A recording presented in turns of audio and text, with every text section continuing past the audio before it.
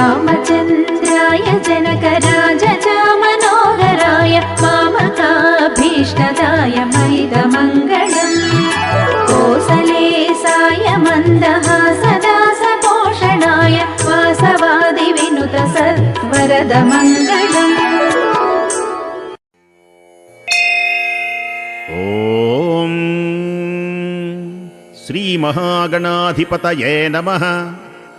సరస్వత్యై నమః. శ్రీ గురుభ్యో నమః. హరి ఓం. శ్రీ సీతారామాభ్యాం నమః. వాల్మీకి మహర్షి రచిత శ్రీమద్ రామాయణమనందరి బాలకాండము 43వ సర్గము యథాతథ అనువాదము గంగావతరణం. ఈ విశేషములన్నీ కూడా విశ్వామిత్రుడు శ్రీరామచంద్ర ప్రభువునకు తెలియచేస్తూ ఉన్నారు. బ్రహ్మదేవుడు వెళ్ళిపోయినటువంటి పిమ్మట భగీరథుడు భూమిపై బొటన వేలు మోపి నిలబడి 1 సంవత్సర కాలం శివుని గూర్చి తపస్సు చేశాడు. ఓ శత్రు సంహారక, దివ్యమైనటువంటి తేజోమయమైనటువంటి ఓ మహానుభావా, ఆపద్బాంధవా, శంకరా ప్రార్థించాడు భగీరథుడు. ఊర్ధ్వబాహుడై ఎట్టి ఆలంబనము ఆశ్రయము లేక నిశ్చయుడై కదలక మెదలక వాయువును ఆహారంగా తీసుకుంటూ రాత్రింబవళ్ళు తపస్సును ఆచరించుతూనే ఉన్నాడు. ఇలా 1 సంవత్సరం గడిచినటువంటి పిమ్మట సర్వలోక పూజ్యుడైనటువంటి శంకరుడు ఉమాదేవితో కూడా ప్రత్యక్షమై భగీరథునితో పలుకుతున్నాడు. ఓ నరేంద్ర, నీ తపస్సునకు మెచ్చాను. నీ కోరికను నెరవేరుస్తాను. గంగను నా శిరస్సు మీద ధరిస్తాను. పిమ్మట హిమవంతుని పెద్ద కూతురు, సర్వలోకములకు పూజ్యురాలైనటువంటి గంగానది మహారూపంతో దుస్సహమైనటువంటి వేగంతో ఆకాశము నుండి పవిత్రమైన శివుని శిరస్సుపై పడింది. ఏమాత్రం ధరింప శక్యము కానటువంటి ఆ గంగాదేవి నా ప్రవాహంతో శివుని కూడా గైకొని పాతాళమునకు చేరుస్తాన్ అని అహంకరించింది. శంకర భగవానుడు గంగాదేవి యొక్క గర్వాన్ని గమనించాడు. ఆ ముక్కంటి ఆమె గర్వమును అణిచివేయాలి అని సంకల్పించాడు. హిమవత్ పర్వతముతో సమానమైనటువంటిది జటామండలం అనేటువంటి గుహలలో ప్రకాశించేటువంటిది అయినటువంటి ఆ శివుని యొక్క పవిత్రమైన శిరస్సున ఆ పుణ్య నది పడింది. గంగ ఎంతగా ప్రయత్నించినా భూమిని చేరడానికి అశక్తురాలైంది. శివుని జటాజూటంలో చిక్కుకొని ఆమె అందుండి బయటికి రాలేకపోయింది. అంతట గంగానది పెక్కు సంవత్సరాల పాటు శివుని జడలయందే గిరగిర గిరగిర గిరగిర తిరగటం మొదలుపెట్టింది. అప్పుడు భగీరథుడు గంగ ఉనికిని కనుగొనలేక మరల పరమశివుని గుర్చి తపస్సు చేశాడు. శంకరుడు ఆ భగీరథుని తపస్సునకు మెచ్చి గంగను హిమవత్ పర్వతమునందలి బ్రహ్మ నిర్మితమైనటువంటి బిందు సరోవరం అనేటువంటి ప్రదేశమునందు విడిచాడు.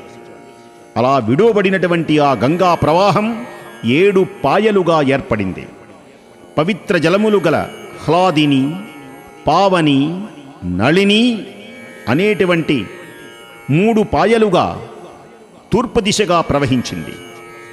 సుచక్షువు, సీత, సింధువు అనేటువంటి మరొక 3 పాయలుగా మంగళప్రదమైనటువంటి జలములతో పశ్చిమ దిశగా ప్రవహించింది. ఆ గంగా ప్రవాహాలలో 7వది భగీరథ మహారాజును అనుసరించింది. రాజర్షి అయినటువంటి భగీరథుడు ఒక దివ్యరథంపై ముందుకు ప్రయాణిస్తూ ఉండగా మహావేగము కలిగినటువంటి ఆ గంగ అతని వెంట ప్రవహిస్తూ సాగుతూ ఉన్నది. ఆ గంగా జలములు ఆకాశము నుండి శంభుని శిరస్సునకు, అక్కడ నుండి భూమికి చేరినప్పుడు మహాధ్వనులతో మిక్కిలి వేగంగా ప్రవహించడం మొదలుపెట్టింది. గంగా ప్రవాహమున సాగినటువంటి ముత్యములతో, తాబేళ్లతో, మొసళ్లతో, ఇతర జల జంతువులతో భూమి చక్కగా ప్రకాశించింది. ఈ విధంగా దివి నుండి భువికి చేరినటువంటి గంగను దేవతలు, ఋషులు, గంధర్వులు, సిద్ధులు మొదలైనటువంటి వారందరూ కనుల పండువగా కాంచారు. నగరము వలె విపులముగానున్న విమానముల నుండి, గుర్రములపై నుండి, భద్రగజములపై నుండి ఆ దేవతలు మొదలగువారు ఆకాశమున నిలిచి సంభ్రమాశ్చర్యాలతో ఆ గంగను తిలకించారు. భూలోకంలో అత్యద్భుతమైనటువంటి సర్వోత్తమమైనటువంటి గంగావతరణం ఆకాశములో నుంచి శివుని జటాజూటములోకి రాలుతున్నటువంటి సమయం, జటాజూటములో నుంచి హిమాలయములకు రాలుతున్న దృశ్యం అత్యద్భుతం, ఆనందం. ప్రముఖ దేవతలందరూ ఈ దృశ్యాన్ని చూడాలి అని అక్కడకు చేరారు. మేఘములు తొలగినటువంటి గగనం, అక్కడికి వచ్చి చేరుచున్నటువంటి దేవతాగణాలు వారి ఆభరణ శోభలతో దేదీప్యమానమై ప్రకాశించి వందల కొలది సూర్యకాంతులతో సదృశ్యమై విరాజిల్లుతున్నది. అటు ఇటు సంచరించేటువంటి మొసళ్లతో, సర్పములతో, మీనములతో వ్యాప్తమైనటువంటి ఆకాశం విద్యుత్ కాంతుల్లా మిరుమిట్లు గొలుపుతూ ఉన్నది. పిక్కురీతుల చిమ్మబడేటువంటి తెల్లని నీటి నురుగులతో విలసిల్లేటువంటి గగనం హంసల గుంపులతో, శరత్కాల మేఘాలతో వ్యాప్తమైనట్లున్నది. ఆ గంగా వాహిని కొన్ని ప్రదేశములందు అతి వేగంగా, మరికొన్ని తావులయందు వంకరగా, మరికొన్ని చోట్ల విశాలంగా, వేరొక చోట పల్లవాలలో దూకుతూ, మరికొన్ని చోట తుళ్ళి తుళ్ళి పడుతూ, వేరొక చోట ప్రశాంత గంభీరంగా సాగిపోతున్నది.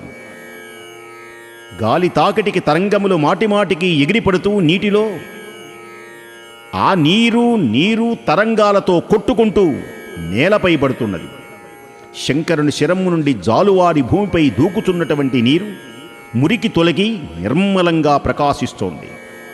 ఒకచోట రాగవలే, ఒకచోట మూగవలే, ఒకచోట వక్రవలే, ఒకచోట విశాలం, ఒకచోట పల్లవాలలో నుంచి, ఆ పల్లపు ప్రదేశములో నుంచి దూకేటువంటి సుందర దృశ్యం అద్భుతం. శివుని యొక్క శిరము నుండి జాలువారి భూమిపై దూకుతున్నటువంటి నీరు మురికి తొలగి నిర్మలంగా ప్రకాశిస్తోంది. దేవతలు, ఋషులు, గంధర్వులు, భూలోకవాసులు ఈ జలము శివుని శిరస్సు నుండి పడినది అని, ఇది అతి పవిత్రమైనటువంటిది అని, తేజోవంతమైనది, శివుని యొక్క శిరస్సు తాకినది, పవిత్రమైనటువంటిది, ఈ విధంగా భావన చెందుతూ ఆ జలములను ఆదరంతో తమ శిరస్సులపై చల్లుకొని ఆచమనం చేస్తూ ఉన్నారు. శాపోపహతులై దివి నుండి భువికి చేరిన వారు కూడా ఈ గంగానదిలో మునిగి పాపరహితులవుతున్నారు. పవిత్రమైనటువంటి గంగాజల స్పర్శచే వారు పునీతులై మరల ఆకాశ మార్గమున తమ తమ లోకానికి చేరుతూ ఉన్నారు. పవిత్రమైనటువంటి గంగానదీ జలములలో స్నానమునర్చటం వలన అలసటలు తొలగి జనులు మిక్కిలి సంతోషిస్తూ ఉన్నారు. మహా తేజస్వి రాజర్షి అయినటువంటి భగీరథుడు దివ్య రథాన్ని అధిరోహించి ముందుకు సాగిపోతూ ఉంటే గంగానది ఆయనను అనుసరిస్తూ ఉన్నది. దేవతలు, ఋషులు, దైత్యులు, దానవులు, రాక్షసులు, గంధర్వులు, యక్షులు, కిన్నరులు, మహానాగులు, అప్సరసలు మొదలైనటువంటి వారందరూ కూడా ఆ విధంగానే జలచరాలన్నీ భగీరథుని రథం వెంట ప్రవహిస్తున్నటువంటి గంగానదిని మిక్కిలి ఆనందంతో వెంబడించడం మొదలుపెట్టినాయి. సర్వపాపహారిణి అయినటువంటిది, నదులలో శ్రేష్టమైనగా వాసికెక్కినటువంటి గంగ భగీరథ మహారాజు వెళ్ళిన చోటికెల్లా తాను కూడా వెళ్ళటం మొదలుపెట్టింది.